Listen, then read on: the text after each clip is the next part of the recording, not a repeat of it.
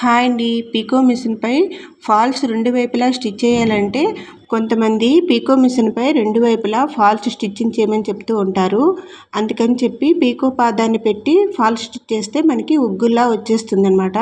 అలా కాకుండా పీకో పాదాన్ని పెట్టి ముందు కొంగులకైతే క్రాస్ లేకుండా క్రాస్ని కట్ చేసుకుంటూ ఆ తర్వాత కొంగుల చివర్లు రెండు వైపులా స్టిచ్ చేసుకున్న తర్వాత పీకో పాదాన్ని తీసి ఇలా నార్మల్ పాదం అయితే వస్తుందండి. పీకో పాదంకి వేరేగా ఒక పాదాన్ని అయితే ఇస్తారు.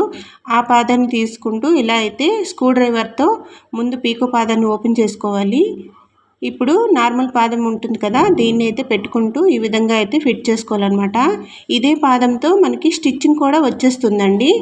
నార్మల్గా మనము మిషన్పై బ్లౌజులు స్టిచ్ చేసేటప్పుడు స్టిచ్ అయితే వస్తుంది కదా, అలానే వస్తుంది. కానీ అలా నార్మల్గా స్టిచ్ రావాలంటే మనము సెట్టింగ్ అయితే మార్చుకొని స్టిచ్ చేసుకోవాలి. నేను ఎప్పుడు కూడా ఇలా సెట్టింగ్ అయితే మార్చను. ఓన్లీ ఇలా పీకో పాదాన్ని మార్చుకుంటూ ఇలా అయితే ఫాల్స్ని అయితే వేస్తాను. పైన కూడా ఫాల్స్ పీకోతో అయితే చేయమని చెప్పారు. అందుకని ఇప్పుడు పాదాన్ని అయితే మార్చుకుంటున్నాను. ఎవరైనా కొత్తగా ఇలా ఫాల్స్ పీకో పైన వేయాలనుకుంటే ఇలా పాదాన్ని మార్చుకుంటే అయితే వేసుకుంటే చాలా నీట్ ఫినిషింగ్తో వస్తుందండి. ఎక్కడ కూడా ఉగ్గులు రాకుండా చాలా నీట్గా అయితే వస్తుంది. మా సైడ్ అయితే ఎక్కువ శాతము కింద వైపుకి పీకో చేయాలి, పైనకి అయితే చేతితో అయితే ఫినిషింగ్ చేయాలి.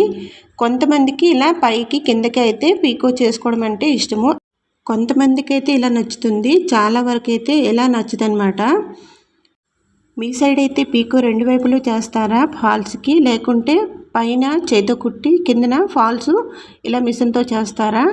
అయితే కమెంట్ చేయండి, లైక్ చేయండి. చూసారా ఎంత నీట్ ఫినిషింగ్తో చాలా చక్కగా అయితే వచ్చింది. ఇది జారిపోయే క్లాత్, అందుకని చెప్పి ఇలా హ్యాండ్తో ఇలా పట్టుకుంటూ ఈ విధంగా అయితే పీకో చేయడం వల్ల ఎక్కడ కూడా ముడతలు రాకుండా చాలా నీట్ ఫినిషింగ్తో అయితే వస్తుంది. నచ్చింది అనుకుంటే లైక్ చేయండి, షేర్ చేయండి, సబ్స్క్రైబ్ చేయండి. Thank you for watching.